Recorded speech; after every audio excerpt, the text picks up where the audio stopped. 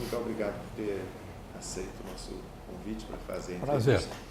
Como eu disse, é uma trajetória de vida, a gente vai seguir, né, os seus principais momentos acadêmicos e profissionais, mas no início a gente sempre gosta de perguntar um pouco sobre a família de origem, a sua, né, infância, escolaridade, antes da faculdade. Você nasceu já em Porto Alegre? Sim.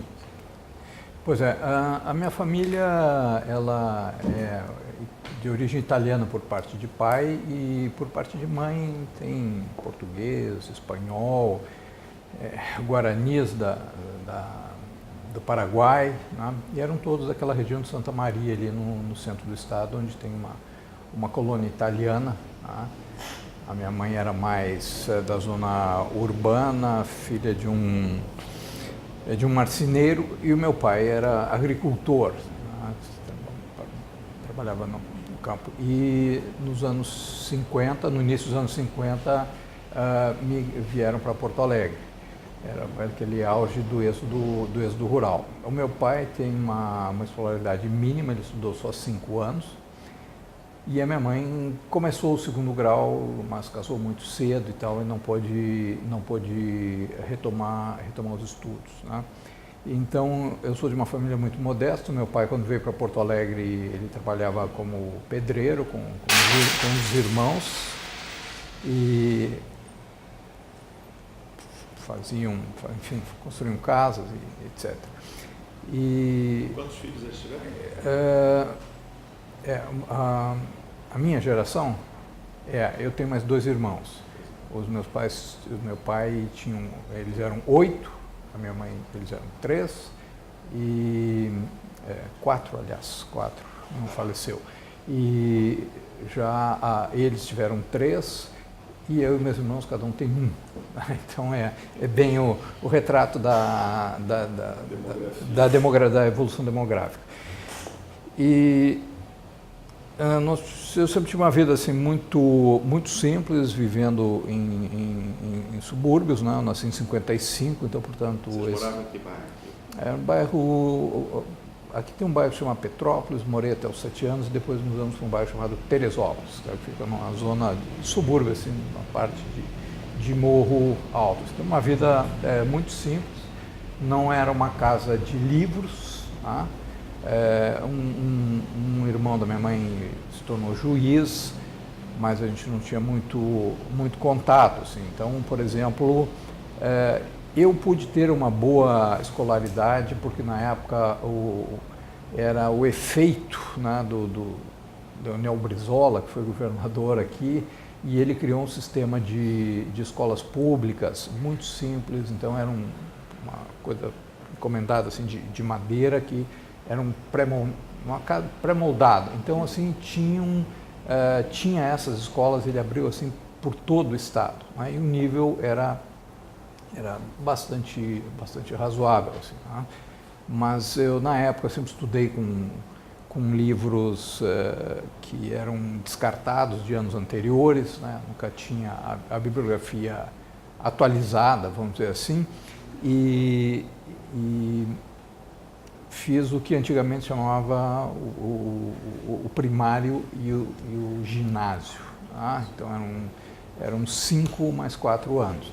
E eu frequentava muito, ficava muito na biblioteca, gostava de livros, mas não tinha livros em casa, né? No mesmo colégio? Era a mesma escola que você estudou? Eu estudei na mesma escola que ficava nesse bairro próximo da minha casa, ali 2 quadras, né? Então era essencialmente uma vida suburbana. Eu não tinha... quando eu tinha 7 anos, mais ou menos, eu comecei quando eu tinha 9 anos, que veio o golpe militar, tá? Foi o período, então, assim, que eu vivi ali. Meus pais eram, assim, vamos dizer, de uma visão política que tinha no Rio Grande do Sul, eram os PTBs e os anti-PTBs, assim, ou seja, a velha oligarquia rural e o chamado trabalhismo, né? Então eles tinham uma não eram militantes, eram pessoas simples, mas eles tinham assim um grande reconhecimento ao Getúlio Vargas, ao Brizola, né? E Jango, obviamente, né? A minha mãe chegou a estudar numa escola, a minha mãe era metodista, e ela chegou a estudar em Santa Maria numa escola que era uma escola dessa ordem e que era comandada por americanos, né? Então eram pessoas americanas. Então ela sempre teve assim uma visão que sempre favorecia mais as coisas da Europa e dos Estados Unidos, né? Esse era o horizonte. Ela chegou até a ganhar uma bolsa para estudar lá, mas não pôde ir porque ela abandonou os estudos, porque casou, ficou grávida em seguida e tal, né? E ela sempre, embora sim, sempre respeitando essa tradição, mas ela tinha um quê cultural assim que vinha dessa igreja, né? De uma visão de enxergar sempre o hemisfério norte, o Atlântico Norte, em volta do Atlântico Norte, como o paraíso perfeito, o ideal a ser atingido. E do lado materno eu recebi muito assim, o meu pai era católico, italiano católico. Eu nunca fui obrigado, né? Nunca me obrigaram a ir à igreja, eu ia na que eu tinha vontade, quando queria, e nunca me envolvi muito daí nas questões religiosas, mas hoje, assim, passado o tempo, eu reconheço que há uma cultura nessas religiões que, no caso aí da metodista, era realmente, como diz o nome, é um senso assim, de responsabilidade. Então, até hoje, enquanto eu estou devendo um paper, eu me sinto tremendamente culpado, não descanso enquanto não terminar. Tenho horror ao desperdício, tem coisas que vieram disso aí, né? Um pouco também desse meio rural, aquela coisa de nunca deixar comida no prato para jogar fora e tal, né? Mas eu recebi do lado dela e tinha até assim, mais influência pelo lado dela, assim, culturalmente, quando era menor, né? E graças a isso, aos contatos dela, às vezes alguns vizinhos me emprestavam, tinha a National Geographic. Então tinha uma pessoa que tinha, então no fim do ano ele descartava aquilo e passava, né? E aí eu esperava o dezembro ali, quando eu recebia aquilo, eu entrava de férias, e os poucos livros então que caíam nas mãos, alguns romances, coisas que tinha na época, assim, quando caía em casa eu muitas vezes também não viajávamos, eu chegava a ler 3 vezes o mesmo livro, né? E ela sempre fez muito esforço assim, para mim estudar, né? O primeiro livro que eu tive, eu tinha 12 anos de idade, ela me comprou a prestação, um atlas, né, das seleções do Richardson, um atlas grande e tal, que tem até hoje.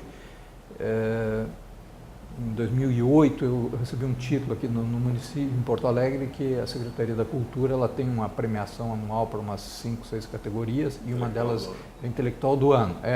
E aí na entrevista no jornal, assim, a entrevista estava um pouco chata, né? E daí quando ele perguntou, mas você deve ter criado, aí eu pergunto, quantos livros você já escreveu? Eu disse, olha, é meio difícil dizer, porque às vezes alguns se esgotam, aí você pega, remodela, atualiza, faz meio que um livro novo de um livro antigo, né? Mas acima de 30 eu diria assim que é um número de coisas que eu comecei do zero e tal. Aí disse, mas você criou numa casa cheia de livros? Eu disse, não tínhamos livros, meu sonho era ter livros e eu não tinha, né? E me incomodava ver que tinha gente que tinha e não lia, não dava a menor importância. Então esse atlas, por exemplo, eu percorria, né, todos os lugares do mundo, olhava aquilo ali, né? Lembrar que é uma época que não se tinha muita informação, não se tinha internet, não existia nada disso, né?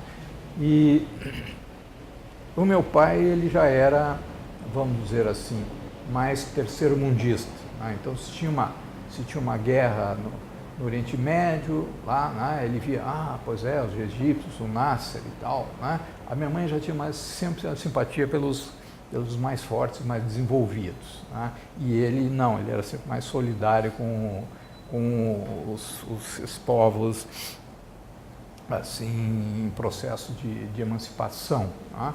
E eu via rádio, via filmes e gostava muito daquilo, então Guerra do Vietnã, então aí tinha um mapa ali, aí eu peguei, fiz uma escala e copiei aquele mapa, não tinha outros meios também, copiei aquele mapa, juntei 4 folhas de almaço, né, enorme, e reproduzi aquele mapa em perfeição em cima, ampliei, e então ficava ouvindo as notícias do Vietnã, da Guerra do Vietnã, e ficava marcando onde é que aconteciam os combates, etc, etc. Né? E quando eu passei para o colégio, né, o segundo grau, naquela época foi justamente um pouquinho antes da reforma que os militares fizeram. Que os militares eles enxugaram assim os conteúdos, as disciplinas básicas e puseram coisas instrumentais, assim, porque nem todos precisam ir para a universidade, então tem que ter um conhecimento meio profissional. Eu não peguei isso, mas eu estava exatamente na última turma que não estava nisso aí. Assim, inclusive, se eu fosse reprovado, eu teria que voltar. Tá? E eu nunca fui um estudante assim de estudar demais os conteúdos que me dessem. Eu era muito atento na aula, assim, eu era um aluno disciplinado e tímido, tá? E não gostava de grandes grupos e de gente que estava sempre competindo. Assim, eu tenho até hoje assim, uma verdadeira ojeriza à competição. Tá? Eu acho assim, um dos valores mais baixos que existe no ser humano, a competição. Eu não gosto disso. Tá? E isso aí talvez eu tenha herdado um pouco mais do lado do meu pai, porque a cultura protestante ela é individualista, eu fiz uma simbiose curiosa disso aí, que eu acho que no fim de contas nenhum dos dois lados gosta do resultado. Mas eu prestava muita atenção na aula e eu ia sempre muito bem nas provas, né? Eu só tive problemas assim, por lados. No finalzinho do ginásio, quando a família teve problemas, muitos problemas financeiros, problemas de saúde, etc. Tipo, morava com os avós também, e aí foi uma época muito desorganizada na família, assim, aí eu tive que fazer 1 ou 2 recuperações. Aí eu entrei no Colégio Júlio de Castilhos, que foi, na época, um colégio que era um colégio de elite, mas era um colégio público, tá? Um colégio público. Então tinha que prestar um exame para entrar, para fazer o segundo grau. Deixa-me fazer uma correção aqui, porque pensando nas estruturas, aqui me dei conta do seguinte: eu entrei nessa escola quando eu fiz os 5 primeiros anos num grupo escolar chamado Ceará, tá? Esses de madeira, chamavam brisoletas, eram escolas muito simples, assim, brisoletas. Porque era o Brizola que ia feito, era uma estrutura de madeira simples, assim, até nessas ilhas do Guaíba, onde inundam, eles fizeram umas palafitas e tinha ali para as comunidades de pescadores que moravam ali, tinha escola. Hoje já nem existe mais.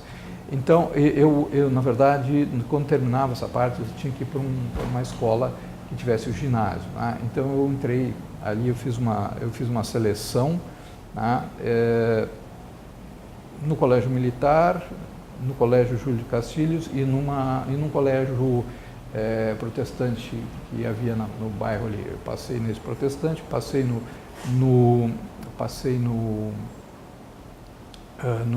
Júlio de Castilhos, que chamavam Julinho, tá? E na escola militar eu não passei, porque era realmente muito, muito disputado. Tá? E então eu entrei nessa escola, que era uma escola de elite, e nessa época ela, em função aí já do repique do regime militar, quando chega para 68 é que começa a ver as coisas. Então sempre eu saía de casa assim, muito recomendado, disse assim, olha, tu não se envolve em coisas aí porque esses teus colegas são filhos de empresários, filhos de general, e aí sempre vai alguém lá e tira eles. Então, eles me diziam isso, eles diziam assim, olha, eu não entendia muito bem porque realmente baixou eu acho curioso, assim, eu ouço as narrativas sobre o regime militar e elas me parecem muito desfocadas da realidade mais profunda do regime militar, porque ela é essencialmente uma narrativa de uma classe média esclarecida, politizada, etc. E raramente, quando vão falar do resto da população falam de Esquadrão da Morte, de coisas desse tipo. Que Esquadrão da Morte não político, mas de caça a pequenos criminosos e tal. E eles não atentam assim o impacto. Não li nada até hoje. Eu tenho em casa assim 6 mil livros, sendo que uns 4 eu já despachei porque não eram mais.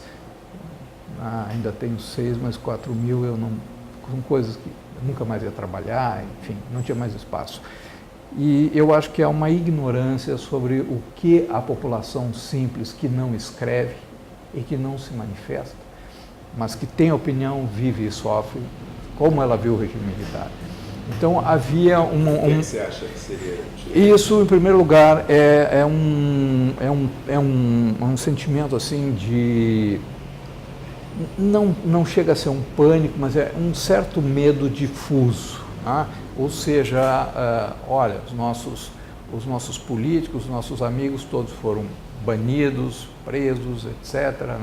Então a gente está desprotegido, e não tem mecanismo de expressar. Então, por exemplo, isso eu via no Julinho, aqui do colégio, como era chamado, o Julinho, carinhosamente.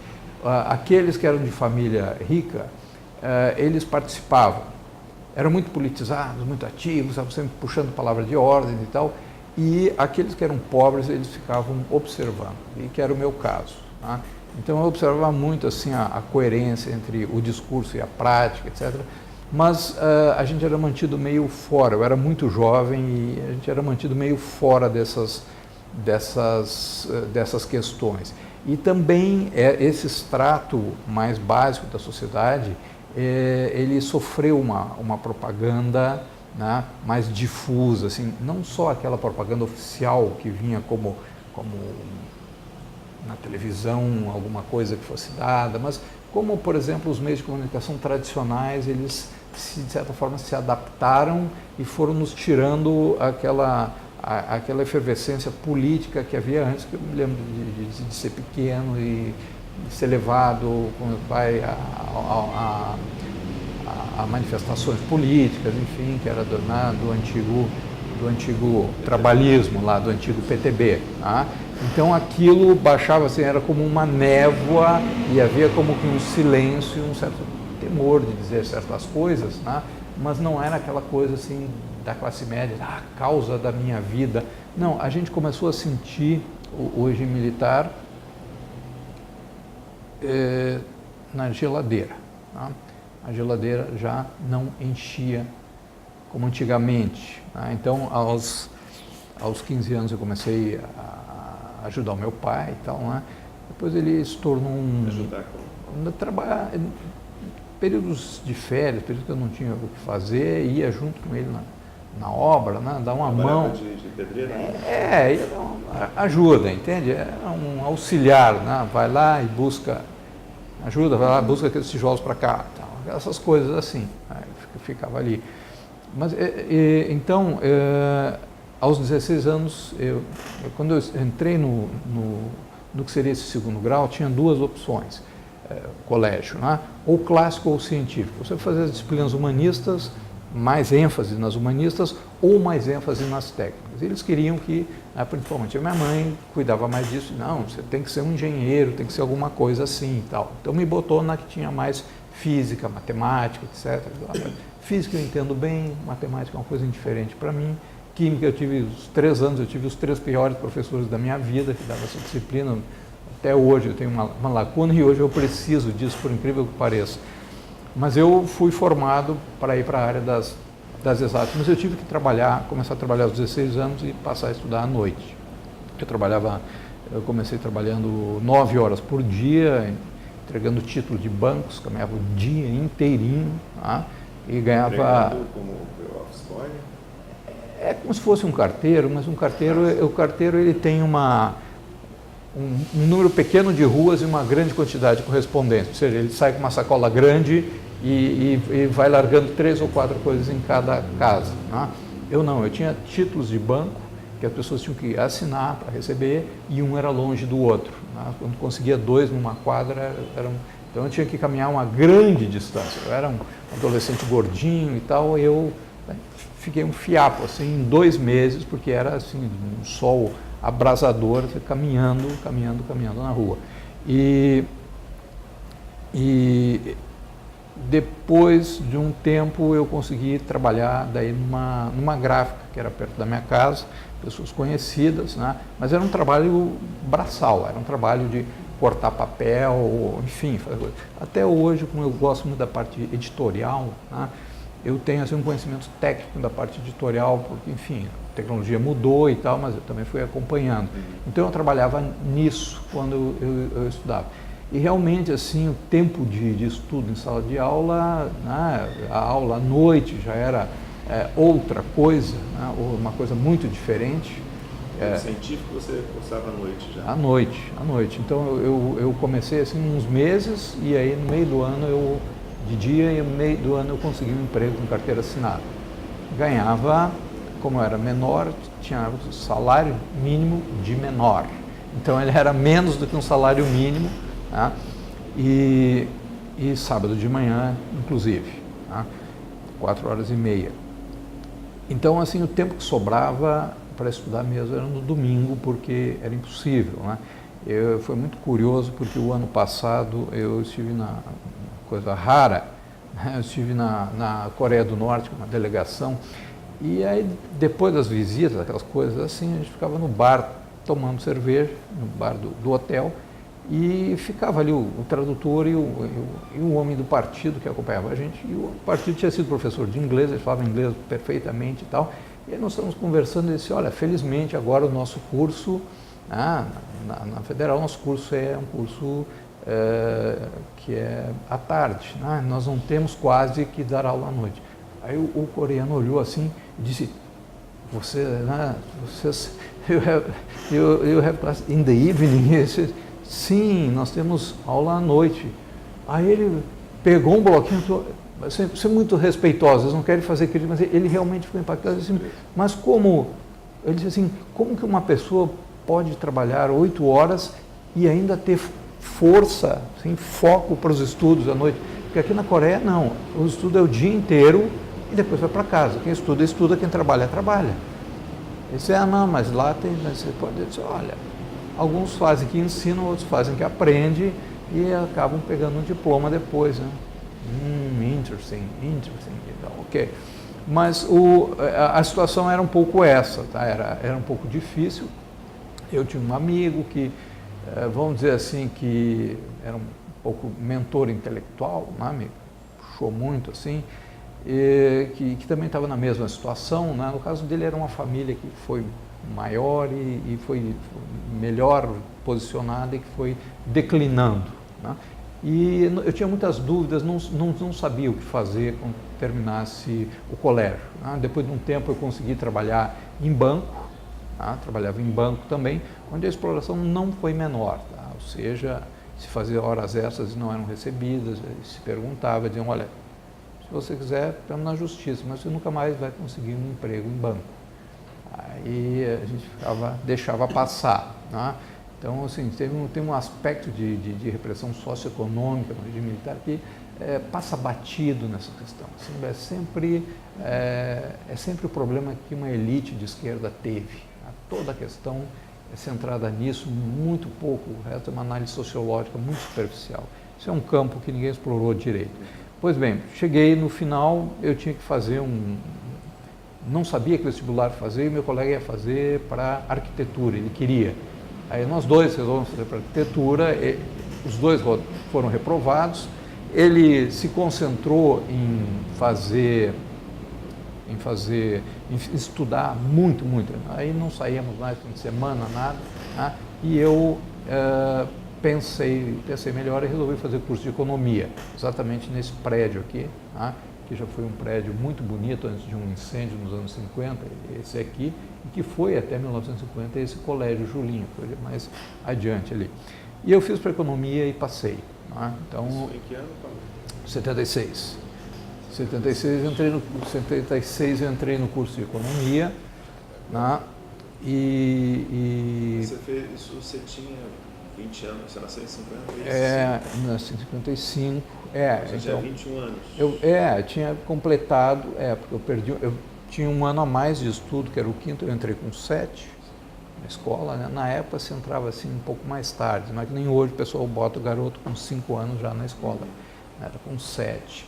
E então eu tinha 21, mas eu era assim, vamos dizer, uma pessoa muito tímida, eu não participava muito das coisas, eu gostava muito de cinema, ia cinema e tal, né?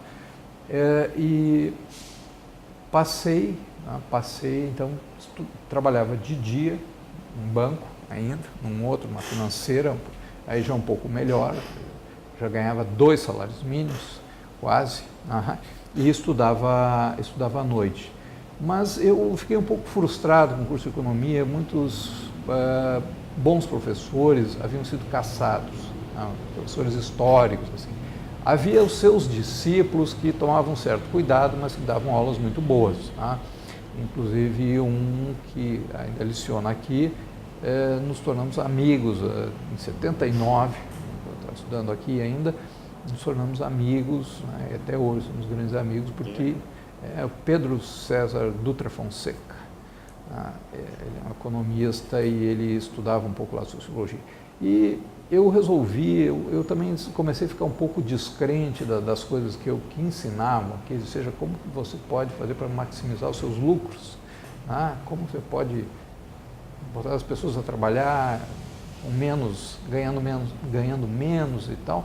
E também estava assim um pouco de desilusão existencial, sabe? Eu estava um pouco sem rumo e resolvi, sem saber muito bem o que era história, uma visão meio idealizada da história, fui fazer o curso de História, né? Fiz um segundo vestibular e fazia as 2 faculdades simultaneamente, uma pela manhã e uma pela noite, o que me obrigou a largar o meu emprego, e pegar uma dessas bolsas aqui na universidade, que é menos que meio salário mínimo. Então, aí foi um período realmente de penúria, porque os meus pais ficaram assim, meu pai, ele era tolerante, a minha mãe era mais inflexível, ela disse, vai morrer de fome, vai ser um ilustre desconhecido, faz isso como hobby mais tarde, imagina, história,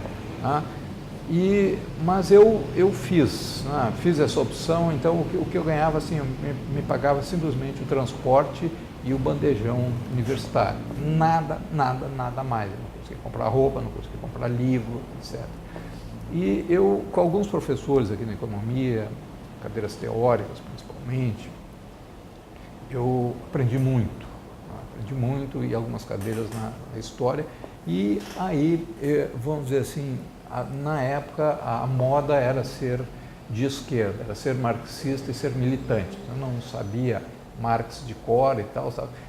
E eu sempre fiquei numa atitude reservada, porque eu via assim um discurso e dizia, não, porque a classe operária assim, e eu pensava, mas não é assim como eles estão dizendo. Não é assim. E muito reservado. Mas quando eu comecei a ter cadeiras teóricas com bons professores, ao ler os clássicos, eu tive daí a oportunidade de ler os clássicos na história e aqui também, clássicos, não estou falando só disso, mas Maquiavel, Hobbes, enfim, clássicos mesmo. Mas quando chegou na literatura marxista, os conceitos ali extremamente abstratos e áridos, assim, porque o Marx é um dos autores mais chatos de ler, porque ele tem livros bons dele, mas a maioria são esses livros ligados ao Capital. Esse professor tinha um grupo de estudos, domingo de manhã, a gente se reunia para discutir, cada semana preparava um capítulo e aí ele explicava aquelas categorias, mas nós nunca passamos do segundo volume. Mas os textos que lidavam mais com questões políticas, sim. E essa abstração árida, que para uns ficava assim, e tanto é que depois entrava por eles repetiam, mas eu vi que no decorrer da vida deles saiu pelo outro ouvido.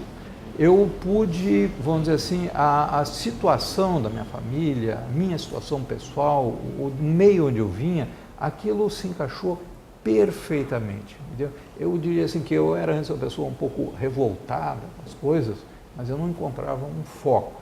E quando eu aprendi a parte teórica, aquilo ali encaixou assim perfeitamente, aquilo fez sentido para mim, sabe? Frases abstratas e dizer, bem, agora eu entendo por que antes do fim do mês, Tá? Quando começa a chegar perto do mês, meus pais começam a ficar nervosos, tá? Porque qual é a importância de pagar aluguel?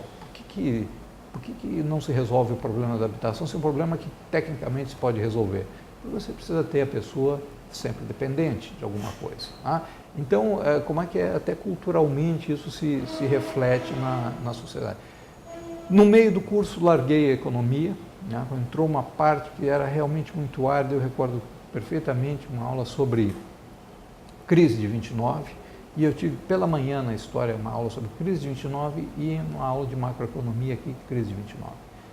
Pela manhã a professora explicou a evolução da economia no final da Primeira Guerra, como é que foi a recuperação, a especulação, etc. Traçou um panorama completo de como chegou à superprodução. O professor de economia, ele começou uma fórmula onde x é igual a não sei o que, y, começou aquela fórmula, ele não citou o nome de nenhum país, ele não citou o nome de nenhum produto. Assim, ele começou uma conta explicando e chegou no fim do quadro e disse, isso foi a crise de 29. Basta. Fui embora e terminei o curso de História, e aí no curso de História eu me encontrei. Eu consegui, no meio do curso, comecei a conseguir uma bolsa de pesquisa, que era raro naquela época, e como eu não era irresponsável, a maioria das pessoas era absolutamente irresponsável na área das humanas. Eu era muito sério, eu fazia as tarefas, eu mergulhava. Você era ligado a um professor? Isso, tinha uma professora, chamava Helga Landgraf, Piccolo, de casada. Ela também era assim, de marchar em passo de ganso. Então ela simpatizou com o meu jeito. E a pesquisa? A pesquisa era sobre sistema político aqui no Rio Grande do Sul e na época do Império. Era a bolsa que existia. Então ela trabalhava sobre isso e eu consegui, né, apresentar como um projeto aquele período que vai de 22 a 30, né, como é que do ano de 22, com tudo que aconteceu, se chegou a 30, né, como é que houve uma evolução curiosa, assim, que aquilo que não parecia ser em 22 era em 30, né? E como esse projeto popular nacional eu fiz, e essa foi a minha monografia, daí apresentada como monografia de conclusão de curso. Ela ganhou um prêmio de uma instituição aí de história e tal, e foi publicada como livro, né? E com o contato que eu tinha aqui com os professores de economia, que os jovens professores eram pós-graduandos, então eles tinham uma pequena revista deles, me convidaram para escrever, e eu escrevi. Eu me recordo assim que isso aí me abriu muito espaço assim para escrever. Mas quando eu terminei o curso, eu fui fazer um mestrado em ciência política, aqui na universidade também, e eu já vinha me interessando muito por temas internacionais, tá? Mas naquela época só existia um curso de Relações Internacionais em Brasília, né? E que era um curso muito difícil e não havia possibilidade de deslocamento, de me sustentar lá, nada disso, né? Então eu entrei. Mas ao me formar eu consegui começar a lecionar numa escola, tinha uma escola técnica. A universidade tinha uma escola ligada à faculdade de educação, né? Os colégios de aplicação, que eles chamam, onde as novas técnicas pedagógicas são ensinadas, e tinha uma escola técnica que era ligada a essa faculdade aqui. Hoje o Instituto Federal se separou. A Escola Técnica de Comércio? Exatamente. Então eu entrei nessa escola, né, para dar aula de história para gente que não gostava de história.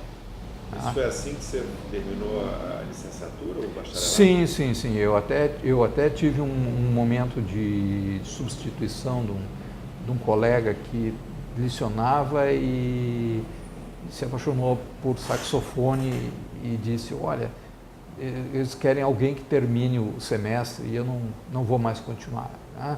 E eu acho que tu é o cara mais sério que eu vejo aqui e tal, né? E aí me colocou a dar aula.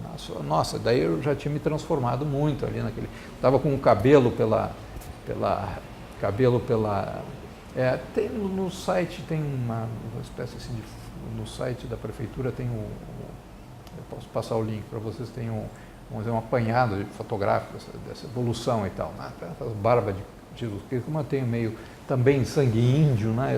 Eu tenho pouca barba, aí fica aquela coisa, parece um filósofo chinês, né? E cabelo comprido, porque eram os conjuntos de música pop da época, era o padrão, né? Meio cortadinho em cima e comprido assim, tal, usava aquilo, e vim dar aula numa escola que era uma escola, geralmente para quem trabalhava em empresas ou ia trabalhar em empresas. Então, vamos dizer assim, eles respeitavam muito a minha erudição, né? Achavam assim que eu sabia muita coisa, tá?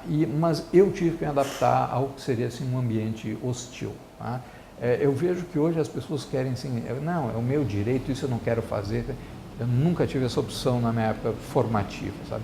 Seja por ser regime militar, seja por ter que manter um emprego numa instituição que podia fazer assim e me colocar para a rua. Né? Então eu procurei me adaptar ao público e dizer como que eu posso apresentar esses conteúdos, essa visão, inclusive com alguma percepção teórica por trás, de uma forma que eles... Tá? Então, eu nunca fui, assim, vamos dizer, um intelectual de salto alto, tá? Porque eu vi que meus colegas assim, liam um livro, enchiam o peito e vinham com aquele discurso para cima de qualquer pessoa, tá? Desde o motorista até um doutor que ele encontrasse, ele ia conversar com o mesmo tom. Então, eu me adaptei ali na faculdade. Fiz o mestrado, onde eu pude trabalhar um pouco sobre política internacional, eu tive um orientando dessa área. Só uma dúvida antes, já existia mestrado em História aqui? Não. Ele era um curso de especialização. Especialização. Agora, eu queria ir, assim, ter outros professores e queria ir ter o conhecimento exatamente da ciência política, e ali senti uns professores bons na História, mas na ciência política tinha muitos professores bons no mestrado e nas áreas que me interessavam, sabe? Então, entender as estruturas de poder, etc., né? E até naquela época a história ela já começou, é curioso, mas os temas hard eram discutidos durante o regime militar. E à medida que a democratização avançou, a história se tornou soft, né? Ou seja, temas mais light que vinham da França, temas culturais, né? E começou a vir a tal de nova história que não era o que eu queria entender o poder tal como ele era. E vem dessa época, né, da faculdade, de conhecer a realidade dos outros regimes militares que havia na região, por ter colegas, etc., né? E essa visão teórica que eu tive associada à minha percepção de vida, né, de família, acoplada às grandes transformações, porque a segunda metade dos anos 70, quando eu fiz o meu pós-doutorado com Fred Halliday na London School of Economics, ele era um terceiro mundista, mas principalmente um homem especializado em Oriente Médio e Sistema Mundial. Ele falava assim, umas 10, 15 línguas, vários tipos de árabe entre eles. Assim. E, como ele disse, num período de 10 anos, houve 14 revoluções no mundo. Certo? A altura pouquinho antes de terminar a Guerra do Vietnã até o início dos anos 80. E isso aí era um impacto, e isso aí a gente recebia essas notícias, né? E começou a acompanhar. Então, eu era de uma família assim, bom, meu pai respeitava muito assim o capitão dos Carlos Prestes, um grande homem e tal, né? E tinha até uma simpatia com a ideia de que, além do PTB, o que existiria era um socialismo.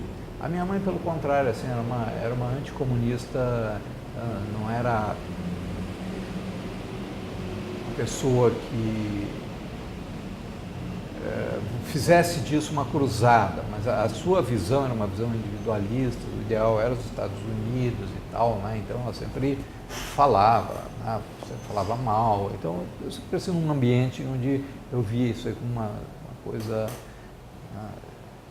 agradável. E nesse momento, assim, é exatamente no momento que a União Soviética ela começa a ter dificuldades, etc., né? Mas foi um momento que eu pude ter uma compreensão disso aí. Mas eu não cheguei, eu me dava com pessoas que pertenciam a determinados movimentos, né?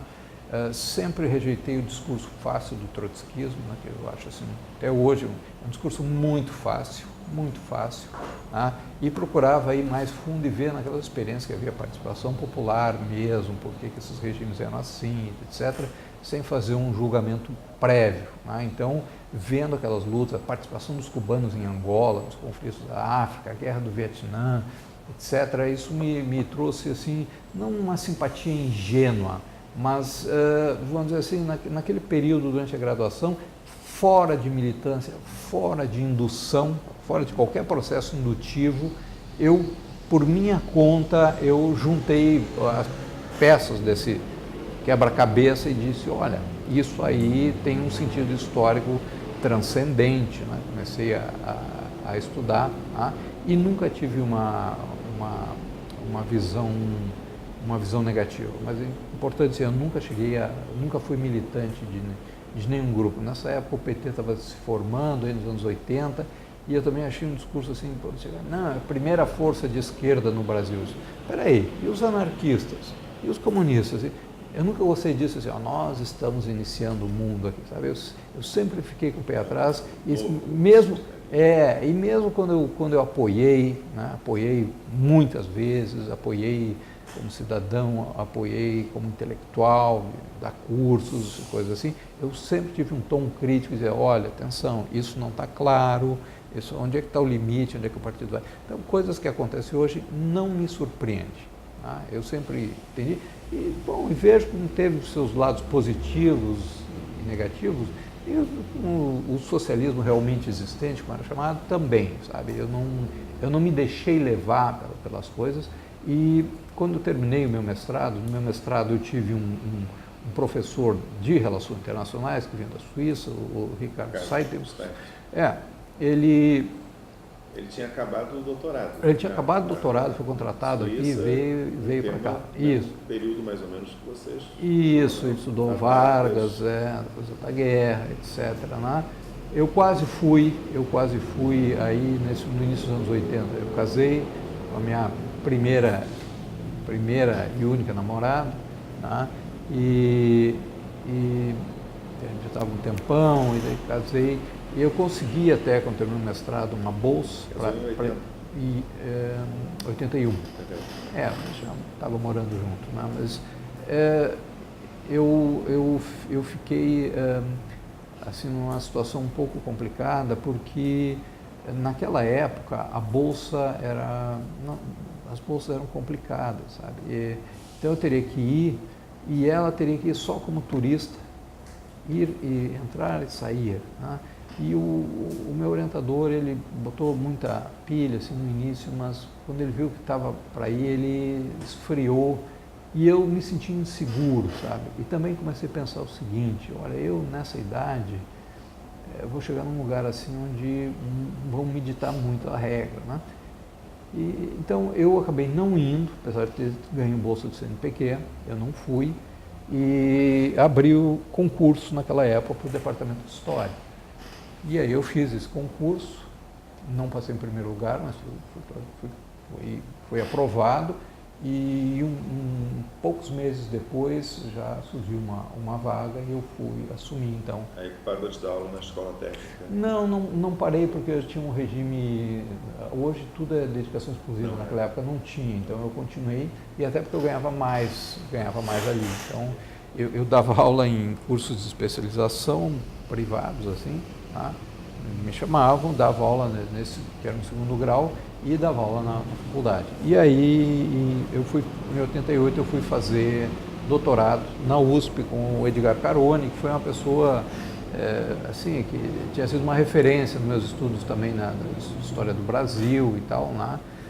Era um homem, um senhor, né, de idade, e era um gentleman, e era uma pessoa muito íntegra e tal, né? Ele me ajudou mais assim ao que não fazer, né? Como não fazer. Na época, para minha tese, muito material, como era parte de diplomacia, pegar assim, política externa independente, dos anos 50 e tal, muita coisa não estava acessível, tá? Porque ela chega até 64. Então foi difícil assim em termos de fonte, mas foi muito enriquecedor assim, colocar o Brasil no contexto das outras nações, tá? E terminei, defendi em 93. Tá? E você chegou a morar em São Paulo? Ou ia... Eu morei um tempo em São Paulo. Tá? Depois que terminei os créditos, eu ia e voltava para ter reuniões com ele. E mais tarde eu tive uma bolsa da FAPESP, uma bolsa de professor visitante no núcleo de pesquisa lá de Relações Internacionais, do Guilherme de Albuquerque, que eu conheci. Tá? Mas eu defendi, voltei, tá? E estava já trabalhando, enfim, voltei para... Em 94 eu comecei a trabalhar nos cursos de pós-graduação, tá? Mas era visto como uma coisa meio exótica assim, dentro da história, um sujeito que estudava uma história quase do presente, tá? E estudava não a história do seu estado, alguma coisa do Brasil aqui, mas era do Brasil para o mundo ou estudava questões ligadas a outros países assim meio exóticos. Até porque havia uma coisa muito curiosa, tá? Eu nunca havia viajado, ou seja, aqui no Rio Grande do Sul nós estamos à distância de ônibus, a gente pega um ônibus em Porto Alegre às 10 da noite e às 6 da manhã está em Montevidéu, uma viagem excelente, principalmente nas estradas deles. Né? Isso eu tinha ido a Buenos Aires, que também fica mais 4 horas, tá lá. Tá? Mas eu nunca tinha, isso era com carteira de identidade, não tinha passaporte e tal.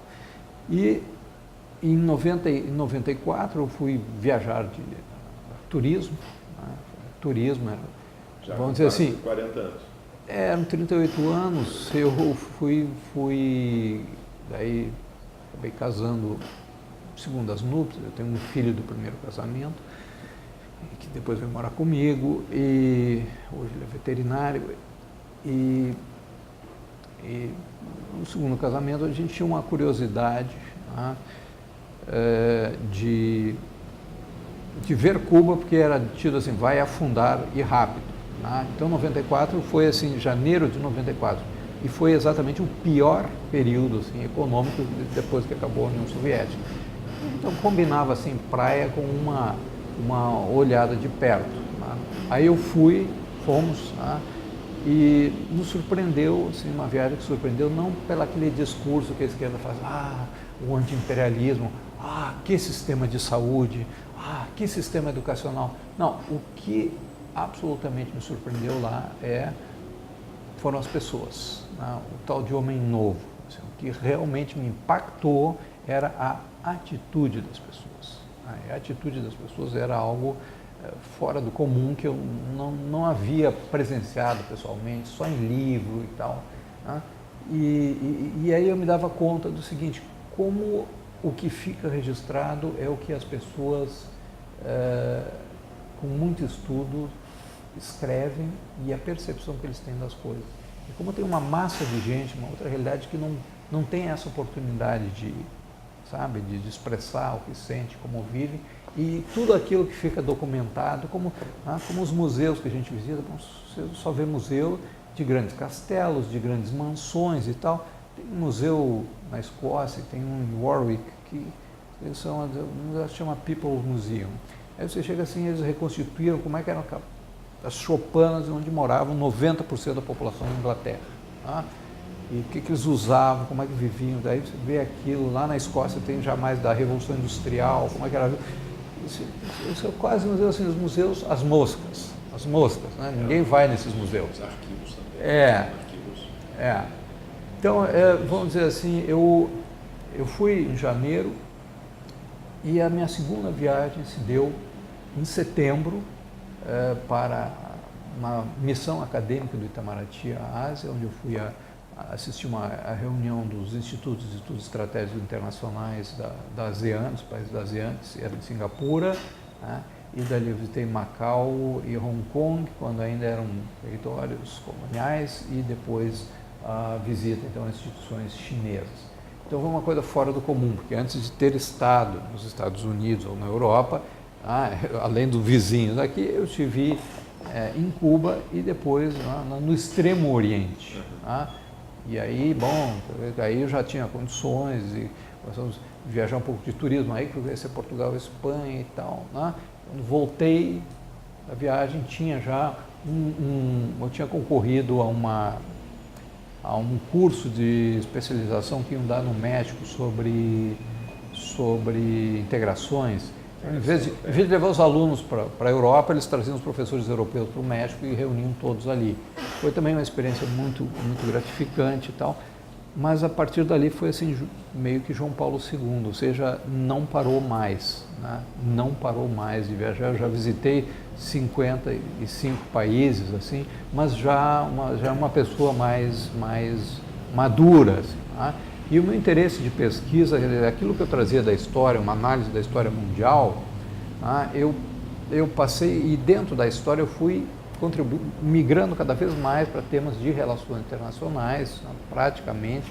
E então, assim, um conhecimento da parte sistêmica, do sistema mundial, como é que ele funciona, etc. E como atividade de pesquisa, o Brasil e as relações do Brasil com esse mundo afroasiático. O meu interesse, assim, eu tinha, de criança, quando eu olhava aquele atlas, eu não gostava de ter um lugar que eu não soubesse o que tinha ali. Então, é um país estranho, e aí eu ia atrás, descobrir o que tem nesse tal de Butão, o que é isso lá, que paizinho é esse e tal, como é que eles vivem, Então, foi muito curioso, porque as viagens que eu fiz, quando eu chegava nos lugares, assim, na China e tal, conversando com o pessoal da Academia de Ciências da província de Shanxi. Depois fiz outras viagens à China. Aí, aquelas conversas assim, de jantar, eu disse, como é que está esse combate à desertificação que vocês estão fazendo aqui no norte e tal? How do you know? Aí os caras dizem, você tem que vir aqui. Aí a gente conversava como se eu tivesse ido lá várias vezes. Tendo colegas que às vezes iam e tratavam de coisas, interesses muito pontuais e saíam.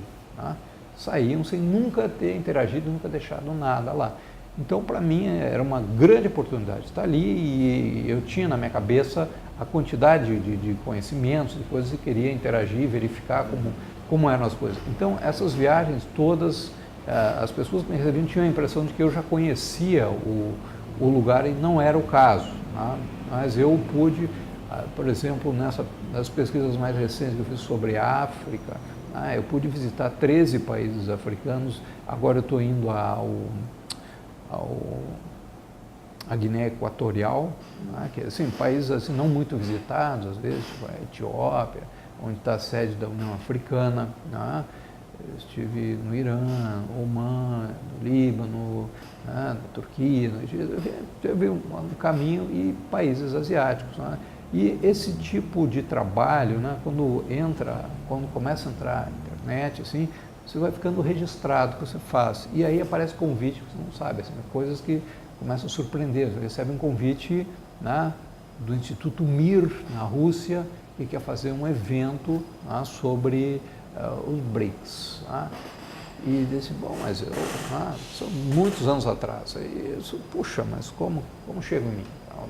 E aí o cara contata, e depois chega lá e diz, não, eu li os seus artigos, não sei o quê, gostei muito, você tem uma visão muito, muito boa. Então, e nesse ínterim aí,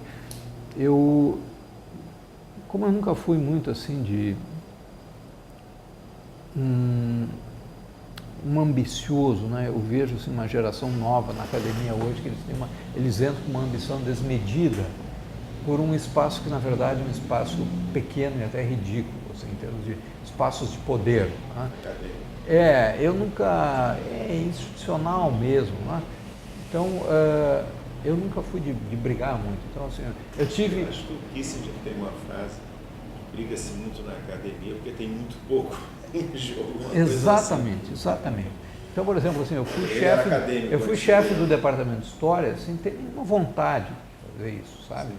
E lá mas era assim um nome de consenso que ninguém detestava. Então tá ali. E E aí, bom, mas já que eu estou aqui, bom, eu fui aluno, só que tem uma série de absurdos. Nós temos cadeiras de 2 horas, 3 horas, 4 horas, 5 horas e 6 horas. Então, por que não padronizar todas? Né? E era um lugar de difícil acesso, era longe, na época o transporte muito ruim. Então, assim, em vez de começar às 7h30, começa às 8h30, mas são 4 horas corridas e tal. Aí o pessoal acomodado, dizendo, não, você é muito autoritário, você quer mudar tudo. Eu disse, olha, mas isso está caindo de maduro. Pergunta para as pessoas se elas gostam de vir até aqui para ter 2 horas de aula. Anda mais de ônibus do que aula. Tá? Permite só voltar um pouquinho, eu Diga. queria fazer uma pergunta em relação aos temas que você acabou fazendo, né? Quer dizer, no mestrado tem o tema das relações internacionais, mas na história, Francisco Campos, né? O pensamento autoritário. Como é que você chegou nesse tema? Você quis ou o seu orientador sugeriu? Eu estava com um conhecimento já acumulado dos anos 20, 30. Né? Tive, sim, para graduação, muitos cursos que eu tive que dar sobre esse período, né? as guerras mundiais e a grande crise que houve assim, com a Primeira Guerra e com a Revolução Soviética. Ou seja, num sentido, assim, tanto no sentido da grande diplomacia, mas como no sentido de que houve uma ruptura no mundo, né? Uma ruptura sistêmica, quer dizer, a vitória de uma revolução e a permanência dessa revolução, né? E ela era motivo de debates, sabe, assim. E uma coisa que me caiu nas mãos por alguns textos que eu li era um professor de Minas, ele fez uma coletânea do pensamento autoritário brasileiro. Ele disse, olha, existe uma coisa adormecida no Brasil, né, que é um pensamento autoritário, uma visão de direita, né? Mas que em algum sentido a maior parte dela é modernizadora, né? Com alguns autores que são exatamente o contrário, querem ficar parados no tempo, mas com visões modernizadoras, etc. Então, eu tinha muita dúvida sobre essa história de que, olha, não, aí o Getúlio era fascista, aquela coisa que se aprendia meio uspiana, assim, né? O liberalismo paulista, né? Não por nada, a USP criada em 32 e traz sempre um discurso historiográfico. E me caiu nas mãos para fazer alguns trabalhos esse autor, né? que foi ministro, né? E que era um grande ideólogo, assim.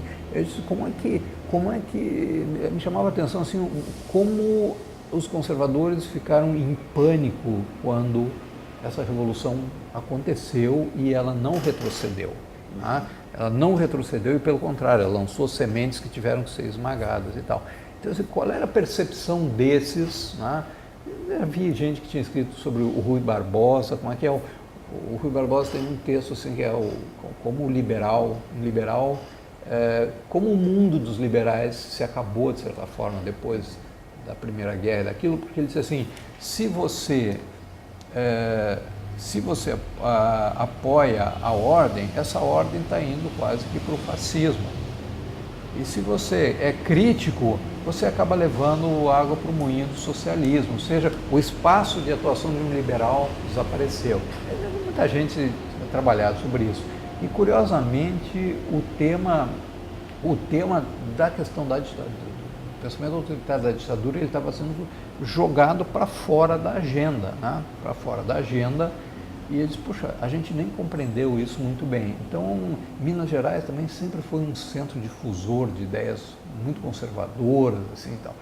E eu achei um tema bom e eu tinha lido várias coisas europeias da época, Manuelesco, etc., que eram o corporativismo, né? Então, assim, não é a direita fascista, e a minha ideia era assim, ó, nós não tivemos não, os integralistas sim se diziam fascistas e tal, mas isso aqui não é um pensamento fascista, isso aqui é um pensamento de uma direita tradicional que tem que se adaptar às novas condições internacionais, tá? E isso aí, de alguma maneira, ia contribuir para processos modernizadores dentro da ordem, como esse do Vargas, por exemplo. Então, isso eu queria compreender. E disse, olha, eu vou começar por uma coisa simples. Qual é a percepção que eles têm dessa crise internacional, né? mas, vamos dizer assim, não foi um trabalho muito arrojado, faltou orientação, sabe? Mas me satisfez, tinha um francês na banca e tal, né? Me satisfez a fazer isso aí. O que era, vamos dizer assim, o que foi possível fazer naquele momento ali que tu quase não tinha coisas de arquivos de relações. Só no doutorado que eu pude ir fazer. Pois é, no doutorado o tema da política externa independente foi você também que... Era o meu tema e o orientador pediu para... disse, não, você já começa com Vargas e tal, então você tem que pegar o último governo Vargas e tal. Me obrigou um pouco a ganhar em extensão e perder em profundidade, sabe? Mas também foi um aprendizado válido. Na época a gente obedecia assim, a sugestão. Eu tive que esperar um ano, porque ele não tinha vaga, né? Eu queria fazer com ele. E daí apliquei a esse tema e depois eu fiz um trabalho, né, no pós-doutorado, continuando isso aí para fazer sobre a política externa do regime militar, né, que aí sim foi um livrão, que foi o primeiro livro no Brasil sobre isso, né, que é o meu livro que para de pé, 400 páginas, ele para de pé. Né, é um calhamaço, ele é um calhamaço, né, isso aí eu pude discutir lá com o meu orientador e tal, né, e fiz um levantamento e sempre preocupado com como desde 30 o Brasil tem um processo de desenvolvimento que vai lidando com formas diferenciadas de sistema político e de inserção internacional. Tá? Então isso assim, vamos dizer, como uma pesquisa de brasileiro e o que um brasileiro tem que mostrar para o resto do mundo, porque quando chegava nos lugares, tu é brasileiro, como é que tu vê tal coisa, etc. Tá? Agora eu ficava com um pé dentro do Brasil e um pé para fora, porque ao mesmo tempo me chocava a ignorância, né, inclusive de acadêmicos brasileiros sobre a África, sobre a Ásia, sobre o Oriente Médio. Quer dizer, era uma coisa muito de imprensa, assim, sabe? E às vezes você encontrava alguém, o sujeito era, sabe, especialista na dança, não sei do que, do grupo tal da Guiné-Bissau. E aí tu perguntava do Senegal, do Senegal eu não sei nada. Cara, é só atravessar a rua. E então eu tinha uma curiosidade também de estudar esses temas, de trazer. Em 95 eu consegui bolsa de produtividade do CNPq, junto com um grupo lá de Brasília. Tá? Comecei trabalhando esses temas da política externa brasileira, mas dentro do percurso eu migrei para essa área, então, né, do mundo emergente, vamos dizer assim. Nunca América Latina, ou seja, eu nunca tive muito... assim, muitas pessoas se dedicavam a estudar a América Latina, a relação do Brasil com a América Latina. Eu achava assim já um quadro meio contaminado, já assim, meio cheio e meio contaminado por uma certa visão assim, meio vitimizadora, não, nós, o imperialismo americano, aquela história, era o pessoal grisalho, veias abertas da América Latina. E eu pensava o seguinte, olha, o problema é que os americanos fazem o que compete a eles fazer. Agora, o curioso é que aqui dentro do Brasil as pessoas, há grupos, há interesses muito fortes nisso. Eles não teriam a projeção que tem aqui dentro ou nos países latino-americanos se não houvesse uma base social e política muito forte, né, que vê nessa relação, né, subordinada um asset, né, coisa que, enfim, é a sua posição no mundo. Então, vamos dizer assim, isso implicaria em muita briga e pouco avanço. Tá? Então, assim, olha, eu tenho mais interesse nessas áreas que estão surgindo, que a gente não conhece direito, etc. Tá? E travar um impacto assim contra o fim da história do Fukuyama. Tá? Foi um momento também, na época eu estava no doutorado, eu era muito engajado nisso. Eu organizei, logo assim que caiu a União Soviética, nós fizemos um seminário e foi publicado um livro que se chama A Nova Desordem Internacional, logo depois que o Bush pai fez esse clichê, né, que ganhou o mundo. eu vi assim, uma debanda, né, de intelectuais progressistas, né, mesmo de acadêmicos e tal, que tomaram como dado e o colapso do leste europeu pelos clichês jornalísticos. Está dado isso aí, é enterrado, ou seja, era como o Fukuyama, os caras seguindo o Fukuyama, eles acabou a história e eles projetam, não, porque agora como vai ser a democracia, porque não sei o quê, o fim do stalinismo. Eu disse, olha, eu acho que nós estamos entrando, sabe, numa ideia assim de que nós tivemos a formação de um sistema mundial a partir lá do século XV, um período de formação do capitalismo, e ele amadurece com a hegemonia inglesa. Então, do fim do século XVIII ao fim do século XIX, houve uma hegemonia inglesa no mundo indiscutível. Do fim do século XIX até o fim da Segunda Guerra Mundial, houve um período de caos sistêmico, houve um período que não havia uma hegemonia, não havia um sistema, era uma luta não só entre potências, mas entre modelos de capitalismo, sabe? E misturado isso com a questão do socialismo, até que veio uma hegemonia americana. E a minha percepção era exatamente que a queda da União Soviética também coincide com o início do declínio da hegemonia americana, que, assim como da Inglaterra, foi um longo processo. Tá? Então, veja bem, as pessoas diziam da China, né, depois do Tiananmen, isso aí é só uma questão de tempo, porque agora vem uma nova geração, isso aí que eles estão desenvolvendo, e daí vem a democracia, e eles dizem, olha, não é, eles são asiáticos. Isso não é só projetar a história ocidental para esses países. E a ignorância das pessoas sobre a história desses países é uma coisa que me assustava, sabe? Então, até a ponto de chegar assim, em missões, fazerem perguntas para eles, que é quase uma ofensa. Tá? A pergunta já era uma ofensa, a maneira de perguntar. E assim, do alto, os chineses ficavam olhando, um sorrisinho assim, quem são vocês para dar lição? Uns fracassados. Né? Eu lia na cabeça do chinês, no sorrisinho irônico e numa paciência de retomada da base, explicar e mostrar a posição dele. É confuciano, exatamente. Agora, Paulo, só uma questão assim mais da sua inserção, vamos dizer, acadêmica. Mestrado, doutorado, você está com professor na história aqui. Ainda não tinha uma área de relações internacionais autônoma. Né? Quando eu terminei o doutorado, eu larguei aquela escola técnica, fiquei concentrado full time, daí para poder fazer pesquisa, né? Aí eu ganhei tempo para fazer pesquisa, fui chamado para algumas atividades administrativas, fui chefe de departamento, fui coordenador de pós-graduação e depois eu fui diretor do Instituto Latino-Americano de Estudos Avançados, que era um centro assim de interdisciplinar, sabe? É tipo o Centro de Estudos Avançados da USP. Tá? Então, eles criaram aqui, o Elgio Trindade criou, e eles queriam alguém, olha, não tinham simpatia pelas ciências humanas, mas eles queriam alguém que tivesse assim, ó, trânsito e visão de amplos campos e tal, e me encaixava. Tá? Tive essa experiência, enfim, numa época que, lamentavelmente, foi uma época de dinheiro seco. Pouco dinheiro e tal. Tá? Mas a área de relações internacionais, como eu disse, ela não tinha. Quando estávamos no fim do governo Fernando Henrique Cardoso, as relações internacionais elas começaram a aparecer em 90, na década de 90 ela começou a florescer para todo lado. Tá?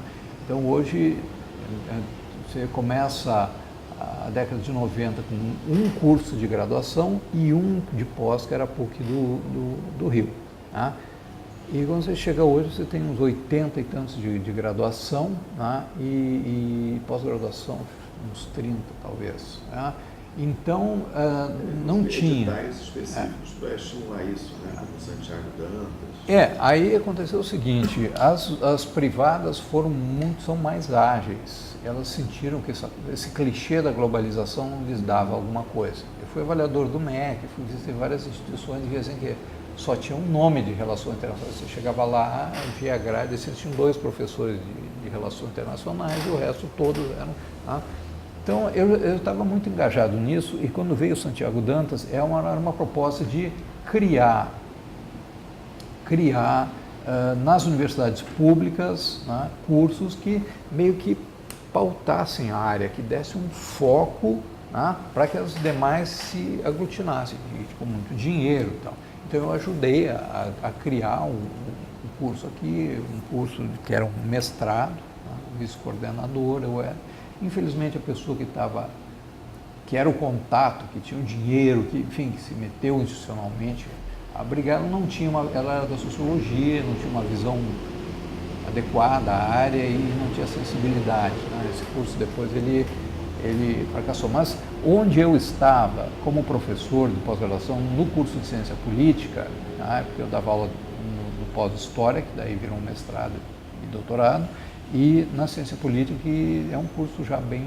Você estava nos dois programas? Eu estava nos dois programas, e o curso de ciência política, ele tinha uma linha de pesquisa, uma das 4 linhas de pesquisa era política internacional. Tá? Então, na história não tinha nada equivalente? Não, eu dava disciplinas que tinham um nome assim e tal, mas né, ficava na coisa meio geral, América Latina, coisas desse gênero assim. Mas eu comecei então, como um dos poucos, a virar uma referência, assim, porque os alunos não tinham muitas pessoas disponíveis, né, e ali já se fez muita coisa no curso de ciência política. E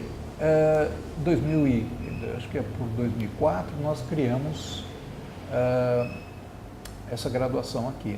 Na época eu me tornei ali o secretário de Relações Internacionais da reitoria, que era responsável pela cooperação internacional da universidade. O reitor era um engenheiro. Não, era José Hennemann. Ele era um engenheiro, mas foi muito bom trabalhar com ele, porque ele tinha também assim, muita objetividade. Ele também se identificou comigo assim, disse: olha, nós participamos de 500 associações de universidades, pagamos coisa assim, metade disso aqui é picaretagem, pode cair fora, porque os encontros assim são patéticos, não tem pauta, não tem política, é simplesmente uma associação para alguém ter, né? E fiz uma limpa e dizendo: olha, mas nós temos um vácuo no mapa, nós não temos acordos com a África, nós não temos acordos com a Ásia, como é que alguém não tem acordo com a China? Eu mostrei para ele, sabe quantos estudantes chineses, quanto por cento das vagas alemãs hoje são ocupadas por estudantes chineses? Ele ficou impressionado e tal, e me deu autonomia para trabalhar. E nesse momento, esse pessoal aqui da Faculdade de Ciências Econômicas queria inovar, porque essa faculdade aqui ela já tinha abrigado o curso de administração, mas virou uma coisa separada, né? Então eles queriam inovar. O neoliberalismo também ele tirou muito da economia, sabe? Se você perceber bem, um bilhete de real, pegar um bilhete de real, o que você tem aqui? Você tem a natureza, né? A natureza, e do outro lado você tem uma estátua, assim, dos 100 olhos, né? Ou seja, você não tem mais nenhum personagem histórico, você não tem nada que seja uma construção humana, e o que acontece é exatamente uma imagem petrificada das instituições.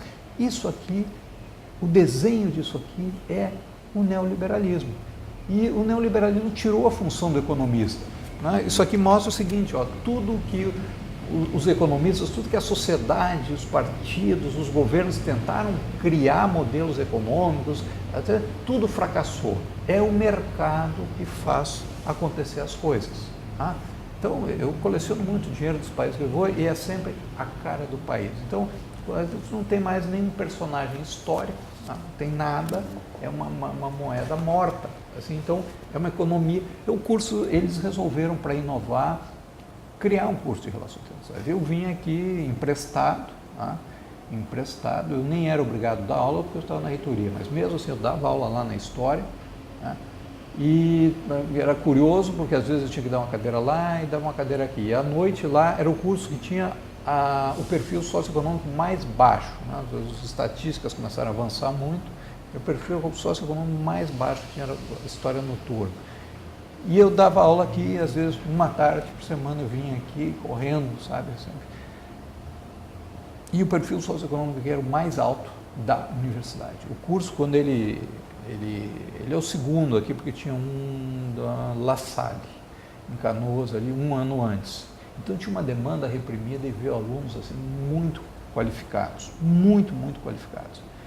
Grupo pequeno e tal, mas vamos dizer assim, A experiência foi tão bem sucedida e os alunos eram inovadores, criativos, empreendedores.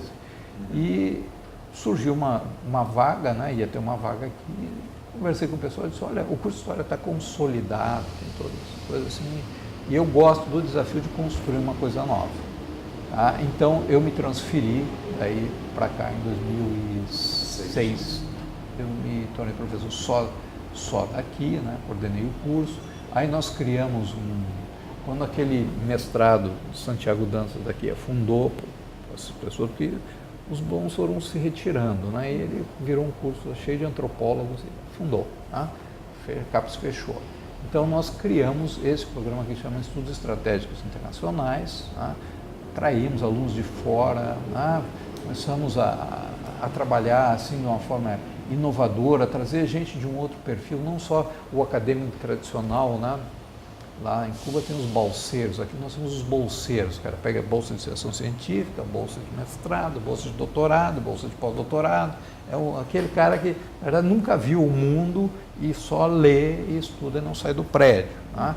Então a gente conseguiu atrair assim, para a linha, por exemplo, de estudos de defesa, muitos militares, delegados de Polícia Federal tal, e gente que senta e estuda. E até eu digo para os acadêmicos de bolsa, eu digo, olha aí, ó, os militares que vêm aqui estudam mais que vocês, sabe?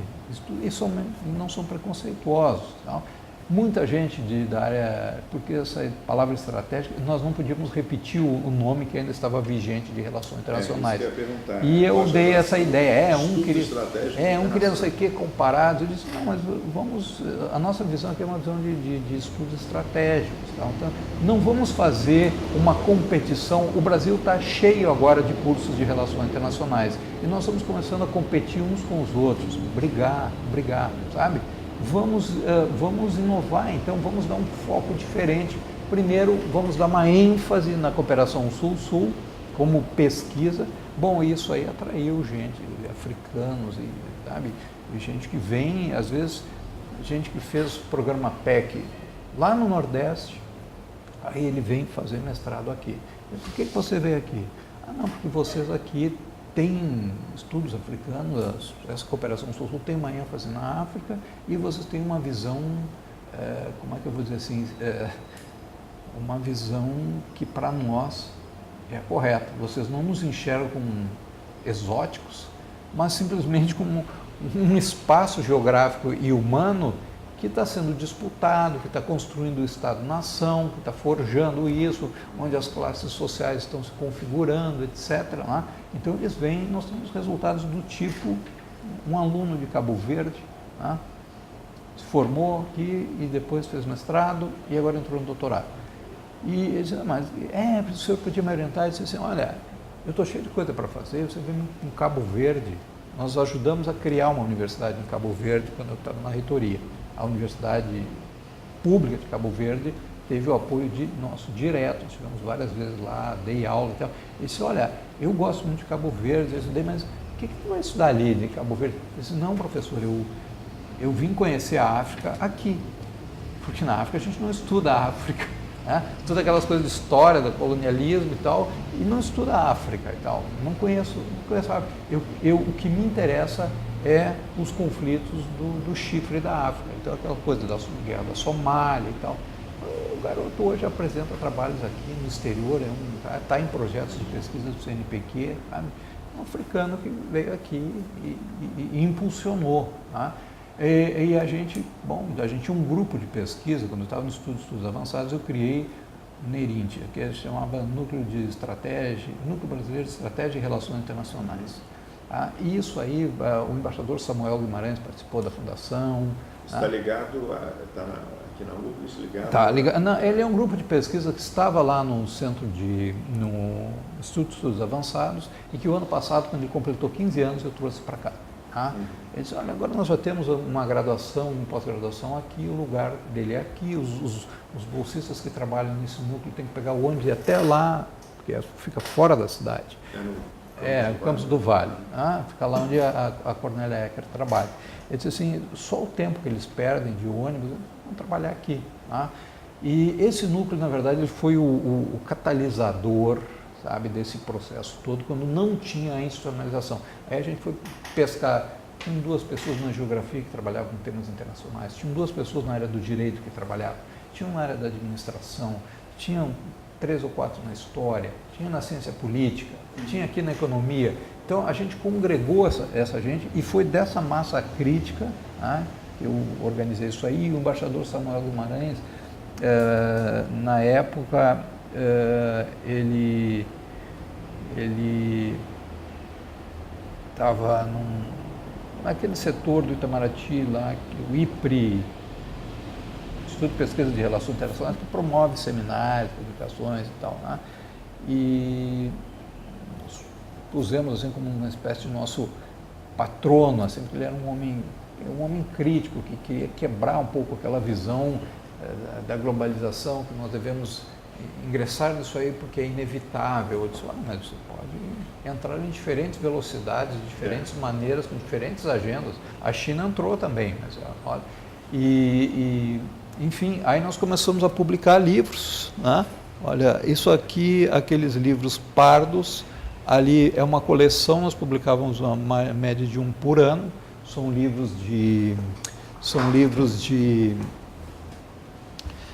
assim, mais profundos. Isso aqui são teses e dissertações que a gente publicou com uma linha auxiliar, né, com algumas coisas avulsas publicadas junto com o Ministério. Hoje ela está sucedida por essa nova coleção. Esses aqui são livros que a gente começou depois de uma série sobre África, né, que é a única que tem no Brasil, e isso aqui é uma revista que foi, em 2012, a primeira revista em inglês sobre relações internacionais. Agora, esse ano, a Revista Brasileira de Política Internacional, que existe desde 1958, adotou o padrão também, mas fomos nós que começamos em 2012. A gente publica no website em inglês e português, ou espanhol, dependendo de onde vem o artigo. E essa revista ela tem um foco, o mesmo foco do nosso núcleo de pesquisa, ela é ligada ao NERINT e a esse pós aqui. Então, que é um foco especial. Mas, evidentemente, a gente faz, a partir de uma visão do Sul, uma análise dos problemas da Rússia, a Ucrânia, etc., com a União Europeia, a política americana. Tá? Então, isso aqui foram coisas que a gente publicou nesse período. Então, esse núcleo ele foi fundamental para dar um espaço institucional para os pesquisadores dessa área, né? E começar a publicar. Nós fizemos dezenas de seminários, etc. E isso aí sempre serviu como um alicerce na hora de justificar para cá essa criação de um programa de pós-graduação ou de uma graduação. E a graduação ela foi avaliada a melhor, né? No exame nacional, nós temos vários alunos no exterior trabalhando ou estudando, nós temos vários que são diplomatas, vários que são de empresas. Veio um sujeito o encarregado de Relações Internacionais e Comércio Exterior da Federação das Indústrias aqui do Rio Grande do Sul. Ele chegou aqui e queria fazer mestrado. Eu disse, por que você quer fazer mestrado aqui? O que você ganha? Você não vai ter tempo de assistir aula. Ele disse, não, professor, pelo contrário, eu juro que eu faço a dissertação, mas eu quero assistir às aulas. Por quê? Porque eu estou tendo que orientar os nossos associados sobre as oportunidades do mercado africano, Oriente Médio, Ásia. E eu vou dizer, eu estudei administração de empresas nos Estados Unidos e eu não consigo compreender isso aí e estou vendo que, na verdade, as coisas estão acontecendo. Bom, esse aí virou assim, um parceiro nosso, tal, né? Porque ele fez o curso, gostou muito e tal, e levou para lá essa experiência. Então, eu gosto assim, de um trabalho acadêmico que interaja com coisas fora da academia. Se eu vivesse só dentro da academia, né, eu dou entrevistas para jornais. É claro, eu evito o excesso, isso desgasta. Mas eu dou entrevistas, às vezes precisa ir à televisão, eu vou à televisão. Tá? Às vezes um grupo qualquer precisa de algum... Eu vou lá e falo. Procuro acessar outras áreas, etc. Né? Nós vimos uma lacuna agora, uma coisa absurda. Assim, falava com os alunos jovens, alunos viajados, e dizia, bem, você... A questão do Muro de Berlim... Muro de Berlim, sim, é uma show do Pink Floyd. Eu disse, não, também foi um show do Pink Floyd, mas tinha um muro ali. Como é que foi essa história? Porque terminou a guerra, fizeram o muro. Eu disse, não, o muro foi feito depois. Aí, assim, realmente, um aluno qualificado, disse, não, mas aqueles países lá do leste europeu só tinha agricultura, né? Eu disse, não, ao contrário, o fraco deles era a agricultura. O socialismo nunca conseguiu produzir um sistema agrícola eficaz, né? Na indústria que eles eram bons. Aí a gente fez um livro, a gente fez um curso fora daqui, de especialização, e depois transformou ele num curso de extensão, porque houve uma demanda. 500 pessoas fizeram esse curso e nós acabamos fazendo um livro, né, que é o Hobsbawm escreveu um livro, aquela coleção de história do marxismo nos anos 80, foi a última coisa que saiu. Então, simplesmente assim, devido à ignorância que as pessoas tinham sobre quais foram esses países, o que aconteceu, a gente fez quase que assim, que é uma espécie de enciclopédia, um livro informativo, né, com bibliografia nova e antiga também, porque muita coisa boa ficou guardada nos caixotes, né, mas há hoje uma produção, e curiosamente os países anglo-saxões são os que mais têm desenvolvido uma revisão historiográfica profunda sobre esses regimes, assim, honestos, não estão preocupados em julgar nada. Então nós fizemos esse trabalho que também, né, já está esgotando, né? Então, ou seja, a gente procura interage muito com os alunos. Como é que isso me levou, além dos seminários em geral, pesquisa conjunta com colegas de outras instituições, etc., né? Eu estive na cátedra Rui Barbosa de Estudos Brasileiros na Universidade de Leiden, na Holanda, né, que é uma universidade muito antiga lá, mas... Eu estive lá já. Sim. Eu já morei 3 vezes, já estive lá como professor, mas uma vez ocupando essa cátedra, né? É uma professora muito dinâmica lá, ela viveu no Brasil quando era criança, holandesa, e ela se sente brasileira, assim, ela luta muito por divulgar. O ano passado houve o edital da Cátedra Rio Branco de Relações Internacionais em Oxford, também estive lá, tá? E como cátedra, o meu pós-doutorado eu fiz na London School of Economics, mas eu sempre tentei aproveitar oportunidades de passar períodos assim, 1 mês, ou no máximo 3 meses, em centros de estudos africanos, asiáticos ou de Oriente Médio, tá? E conversar com pessoas que são especialistas disso. Eu, em geral, eu aproveito, assim, eu faço muita coisa em pouco tempo, tá? Então eu me dedico muito, eu penso muito e tal. Então, às vezes, perguntam, por que você não passa 1 ano lá? Olha, se eu passar 1 ano aqui, eu vou deixar de também fazer mais uma outra coisa num outro lugar, sabe?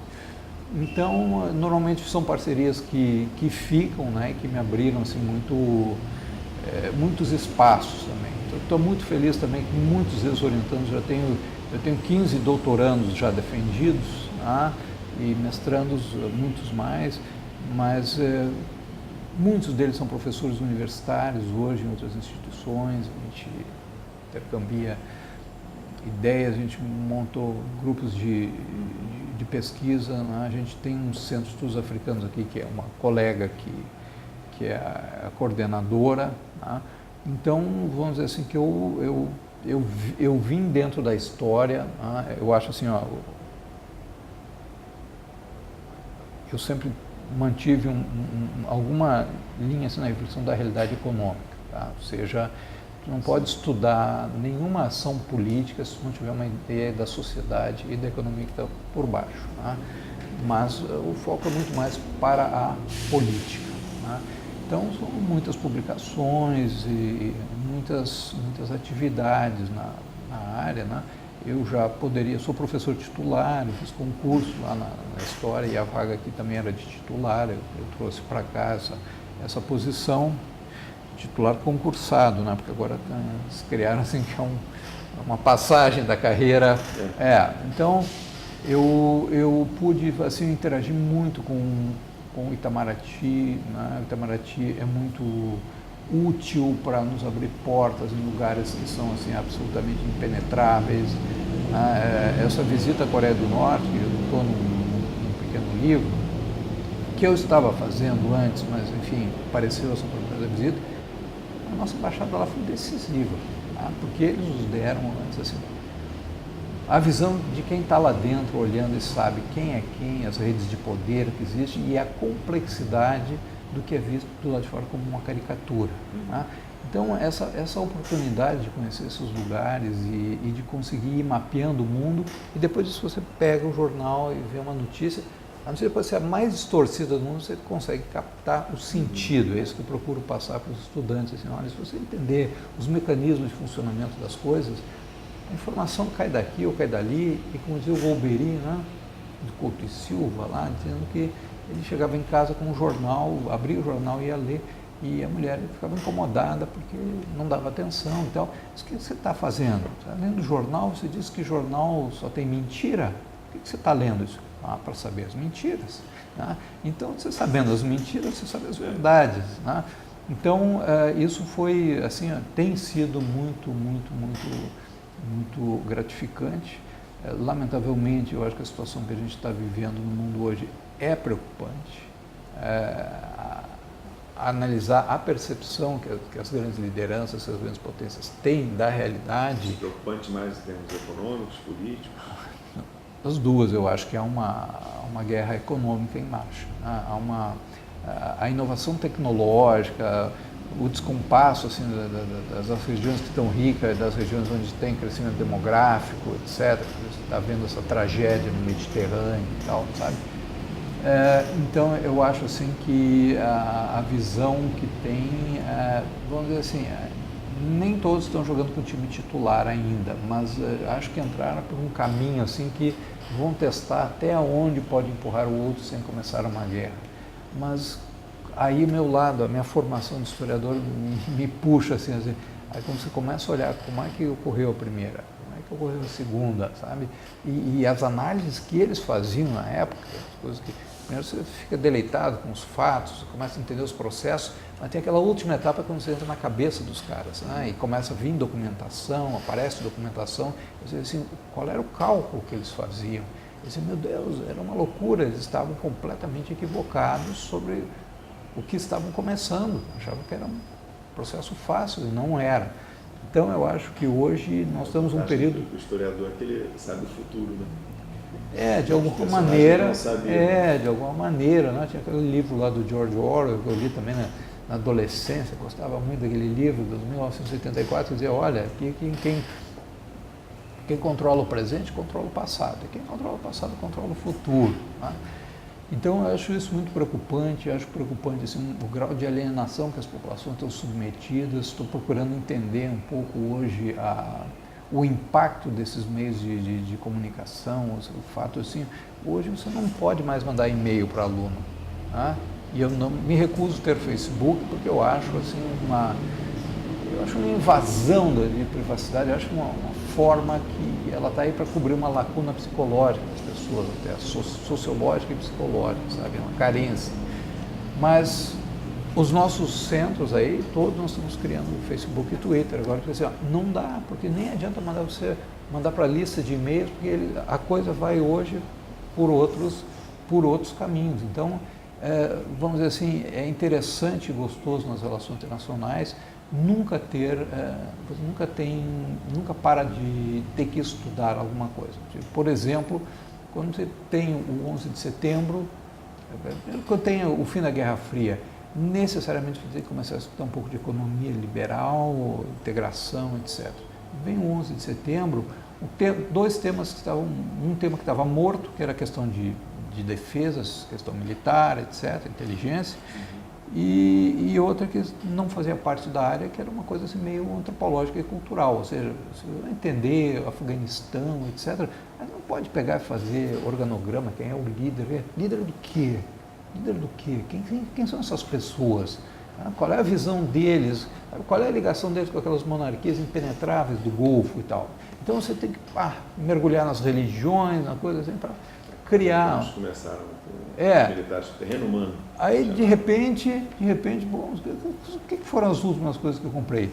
Livros sobre a história da Terra, a história física da Terra e as questões climáticas. Por quê? Porque hoje a questão dos recursos naturais, tá, e ambiental, tá, e mudanças climáticas, etc., esse virou um tema basicamente obrigatório.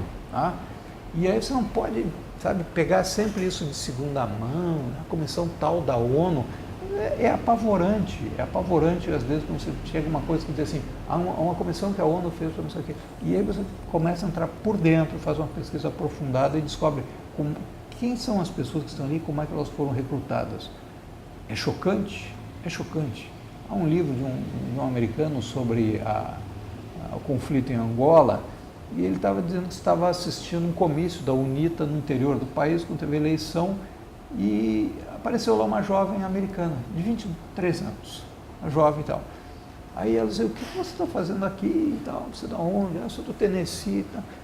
E o que está fazendo aqui? Eu sou da Comissão de Observação da ONU. Eu disse, o que você sabe de Angola? Não, eu não sabia muito de Angola, não. E você sabe português? Não, não falo português.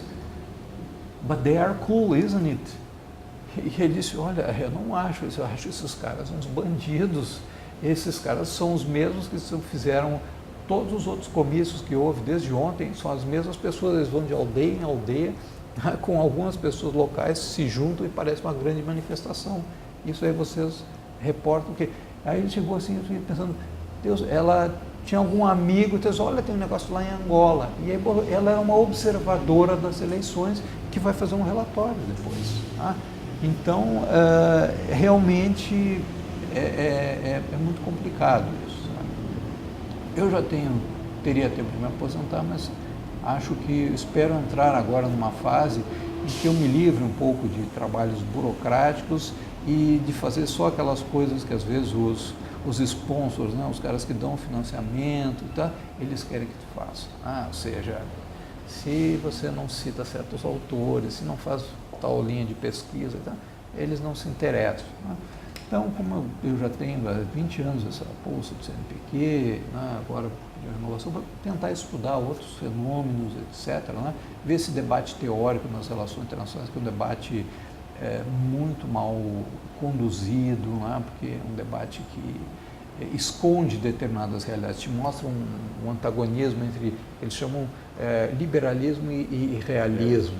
Né? E, na verdade, existe uma riqueza de correntes. Né? O próprio materialismo histórico não tem uma teoria das relações internacionais, mas ele tem uma contribuição muito grande e que tem que dialogar com as outras correntes. Então, alguns garotos passam 2 meses numa universidade americana fazendo lá um sanduíche e voltam, né? e se voltam assim achando que são donos da verdade. E o conhecimento empírico deles é muito pequeno. As relações internacionais elas são muito dominadas por uma visão que vem da ciência política. E agora eles veem que a importância da história é fundamental. Né? É fundamental. A gente vai falar sobre China, Coreia do Norte, quer dizer, não tem a história, eu digo inclusive a história é remota, porque muitas das formas de poder que eles têm hoje, que exercem, isso aí não é sinal para o mundo, é sinal interno, então é quase que a volta dos antigos imperadores. E aquilo ali tem um sentido de legitimidade interna, etc., porque eles sempre lutaram para manter a autonomia contra grandes potências, em relação a grandes potências. Então, quando o comunismo caiu, eles começaram a resgatar essa coisa da hereditariedade ali, não estava garantido isso aí. Né? Isso aí levou 15 anos para ser aceito. Tá? Então, tem uma mescla absolutamente estranha, de comunismo e de um confucionismo, uma monarquia confuciana moderna, né? Um garoto que estudou na Suíça. O garoto estudou na Suíça e tal, e você tem aquilo ali, é quase indescritível, você leva muito tempo para processar isso aí. Tá? Mas assim, o conhecimento prévio é fundamental, o respeito com o qual a pessoa que chefiava a delegação, que não era um acadêmico, trocava os pés pelas mãos, fazendo aquelas perguntas que eu disse que ofendem. Né? Qual era a taxa de desemprego na Coreia? Pufou, assim, aqui ninguém fica parado, nem na cadeia, né? Todos comem, todos trabalham. Se não tem desemprego, não existe. Se você vê alguém parado, me avisa, ofendido. Aí quando eu conheci a história da Coreia, eu falo para os outros, um sujeito, no segundo dia começou a me chamar de professional. Respeito à hierarquia, né? Durante as visitas oficiais sempre se dirigia ao chefe, mas depois, na hora do chopp, aí ele queria saber de mim. O que você achou disso? O que você pensa daquilo? Como é que é no Brasil? Tal, você esteve na África, viu nossas construções na África? Vi, tais países, eles constroem monumentos. Você está falando só, para encerrar, a tradição acadêmica brasileira, em várias áreas sociais e humanas, é muito de estudar o próprio Brasil. Né? É muito voltado, você vê a grande... E geralmente em Paris. Geralmente em Paris. De história, antropologia, sociologia, tem como tema o Brasil. Se você propor fazer uma tese de antropologia estudando alguma coisa na Coreia ou em outro, é visto como uma coisa estranha, né? Mas por que você não vai estudar o tema aqui?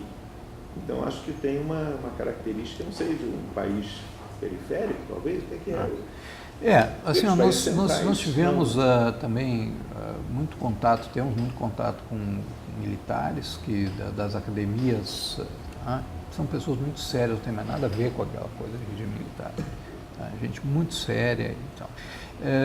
Com instituições da área econômica, não só privadas, mas assim, Ministério IPEA, tudo isso aí são áreas que dão grande contribuição ao estudo das relações internacionais. Todos eles dizem uma coisa que foi mais claramente formalizado pelo Itamaraty, assim, nós temos que formar especialistas sobre outras regiões do mundo. Ou seja, o Brasil não pode ser, sabe, só um receptor de conhecimento. Então, essas conexões, né, que se faz com instituições, por exemplo, também, então, muito desse trabalho, que não só pesquisa, mas foi encontros acadêmicos, no sentido de fomentar a cooperação entre universidades indianas, sul-africanas, brasileiras e tantos países assim. Ou seja, assim, encontra um campo fértil. Né? Então, você chega numa livraria indiana, eu fiquei enlouquecido. Né? Ainda bem que os livros eram quase de graça, eu só paguei foi excesso de bagagem. Mas você chegava assim, eu tô desfalcado da compreensão da Ásia Central.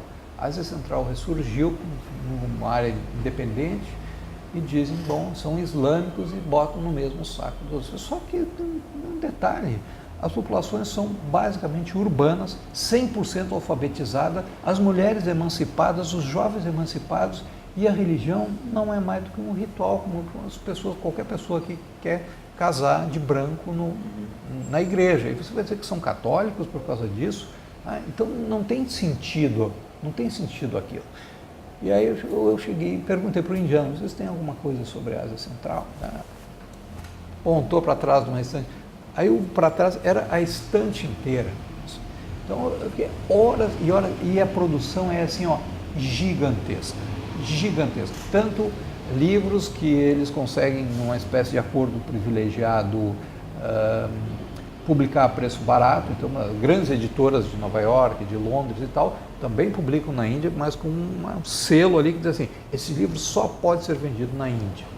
Tá? E ele é feito na Índia, uma qualidade um pouquinho inferior, às vezes, de material e tal, mas ele é feito ali, mas ele custa 1/10 do preço do que custa em Londres. Tá? Fica assim, não sabe o que pegar e vê a produção indiana riquíssima, e daí de pessoas que também, sabe, têm profundo conhecimento, alguns estudaram na Europa, outros não, enfim, tá? E vê movimentos hoje, por exemplo, assim, as elites africanas mandando seus filhos para a China, estudar na China. Eles não, lá que está o futuro. Você chega a todos os países e ouve quase a mesma coisa. Diz, não, meu filho, o meu mais velho foi para os Estados Unidos, mas os outros dois eu mandei para a China. Aprendendo mandarim e estudando questões técnicas lá, sabe? Faculdades técnicas. Então, é algo muito interessante, muito gostoso de compreender isso aí, ou seja, começa naquele processo lá de entender, começou naquele processo na minha vida de entender a história, né? Junta com a economia, com tudo, e você chega assim e cria uma grande teia assim, que se fecha, as coisas convergem para te dar uma visão da realidade. Aí você está gostando então dessa fase, ter menos compromisso acadêmico, burocrático? Estou tentando, né? Porque o computador ele vai nos tornando um proletário, né? Ele vai passando os trabalhos dos técnicos para a gente, há uma expansão enorme da rede sem recursos, né? Ou seja, você tem, na época do Lula para cá, vamos dizer assim, as instituições federais elas duplicaram em termos de volume de pessoas, sabe? Mas não tanto de professores e nem de infraestrutura. Então você tem que dar parecer para milhões de coisas e hoje todos os alunos apresentam trabalhos em congressos, aí você tem que validar se aquele paper é adequado ou não e tal. Então, assim, às 4 da tarde é que a gente consegue começar a trabalhar, tá? Começa a trabalhar para a gente e alguma coisa que você tem que pensar, começa às 4 da tarde, porque isso é só demanda que você tem que responder, que tem prazo, etc. Então, isso é o lado ruim de hoje, é isso, sabe? Uma carga de trabalho burocrático e mesmo que ele não esteja ocupando nenhuma função, tipo, quer dizer, não vamos chamar isso de burocrático, mas assim, a quantidade de pareceres que eu tenho que dar por semana sobre artigos de outras pessoas e mais, você se especializa nesses temas que as pessoas não conhecem, tá? Aí, poxa, o garoto soube que Seychelles, de 77 em diante, era um regime socialista, marxista, e que mesmo com as eleições o presidente se reelegeu a vida inteira até que se aposentou e passou para outro, né? E que lá tem um sistema assim muito avançado de educação, o dinheiro do turismo é extremamente bem empregado, né, socialmente e tal. Visitei lá, aí alguém descobre isso, aí leem lá, pá, fulano tem um pequeno artigo sobre as Seychelles, já cai aqui para você, entende? Aí diz, eu não posso, professor, mas o senhor é o único que lá esteve. O Itamaraty uma vez me ligou, disse assim, nós precisamos, olha, temos uma missão para você aqui. O que é? Precisamos que você vá ao Suriname fazer uma palestra. Disse, Suriname? Mas olha onde é que eu estou aqui no mapa. Vocês estão tão perto, aí, mas não sei o quê. Bom, depois foram convidados, mas todos recusaram. Aí eu cheguei, viajei o dia inteiro até Belém, dormi em Belém e peguei o META, Mesquita Transportes Aéreos, que nem existe mais, que eram uns Embraer velho, com 2 motores, 19 lugares só, metade eram garimpeiros analfabetos, e aquele troço, todas essas lata amassada, assim, voando em cima da floresta amazônica, pá, chega lá. Tá?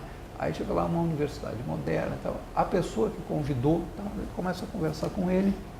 Aí disse, não, eu dei aula na Universidade de Leiden. Bom, ela foi uma colônia holandesa, minha alma mater, eu estudei em Leiden. Aí aquele senhor encontra na minha narrativa dos fatos internacionais, dos processos internacionais, aquela visão que ele teve também como um homem que foi partícipe da independência do seu país, da libertação nacional e tal, um grande erudito também, sabe, ele foi ministro, tinha sido ministro do país, agora era um professor em fase de aposentadoria. Uma ligação, ele disse assim, olha, o senhor é o primeiro brasileiro que se dignou, todo mundo assina acordos, ninguém vem aqui e tal. Conseguimos que a pessoa viesse, não veio para o Rio Grande do Sul, mas conseguimos que fosse fazer um curso em outro local. Tá? Temos um doutorado que chama um DINTER, né, que é um interinstitucional forte. Então, dando uma solidariedade com quem? Quem é o DINTER de vocês? O Roraima. Então, bom, daí espraiou também para Guiana, para Venezuela e tal, lá, e ajudamos eles ali a conceber eles tinham um núcleo de estudos amazônicos e caribenhos, mas lhes faltava foco. Né? E a gente chega lá e diz, olha, vocês pode ser o fim do Brasil ou pode ser uma porta de entrada e tal. Então, você chega lá, forma doutores lá, interage com um Brasil que nem imaginava que existia, porque a internet e a luz vem da Venezuela, não tem ligação com o resto do país, imagina uma coisa dessa. Então, isso vai abrindo, assim, é uma coisa assim, formidável. Então, a minha trajetória é essa, né? E eu gosto muito e não me arrependo de nada. e continuo sendo uma pessoa com uma visão crítica sobre a sociedade. Olha, a gente pode comer caviar, tá? E apreciar, mas a gente não precisa esquecer do resto, tá? E de tudo que vai acontecer nas próximas décadas. A história não terminou, tá? E o mundo está tendendo a uma integração quase que completa, que vai fazer com que as tensões elas atinjam pontos que provavelmente vão nos dar aquela oportunidade, correlação de força politicamente, para resolver alguns grandes problemas, sabe? Porque essa globalização ela ficou lá no campo econômico, comercial, tecnológico, mas se não tem a globalização, falta a dimensão social, que é a questão da jornada de trabalho. O planeta que está envelhecendo, a desigual distribuição de população nos países, né? Então tem que discutir a questão social nesse patamar maior. E tem a questão democrática, que quer dizer o seguinte: quem é que toma as grandes decisões planetárias? Atualmente é a OMC, o Fundo Monetário e o Banco Mundial. Por isso, uma luta contra os BRICS, para que os BRICS não criem um mecanismo alternativo. Terceiro, então tem que ter a reforma da ONU. E a terceira questão, a questão ambiental. Não mais a questão ambiental só como preservacionismo, vamos salvar o planeta. É que o capitalismo, por 500 anos, cortou uma árvore que existia ali. Não teve custo para ele. Ele encontrou a árvore, cortou, fez um móvel e vendeu. Agora ele tem que ter um terreno, um estudo com viabilidade ambiental, plantar a árvore, cuidar dela 5 anos e cortar. O custo dessa árvore, talvez ele vá impedir que esse capitalismo, como ele existe hoje, né, na sua planilha de custos, possa sobreviver, que essa sociedade de consumo, quando bilhões estão entrando na faixa do consumo, graças aos chineses, nós chegamos a um limite que, né, ou seja, ao se completar, se anulam algumas capacidades que o sistema tinha de se expandir e se manter com as suas desigualdades. Então, agora é uma hora assim, historicamente formidável, né? Para quem viver, eu digo, mas vamos, olha, vocês são privilegiados, vocês vão ver esse processo acontecer e vocês vão poder interagir se abrirem os olhos, né? Então, é isso. Vocês tinham alguma coisa a mais que pudesse... Está ótimo. Acho que foi muito abrangente, né, da sua trajetória do momento atual. Tá bom. Bom, agradeço muito mais uma vez.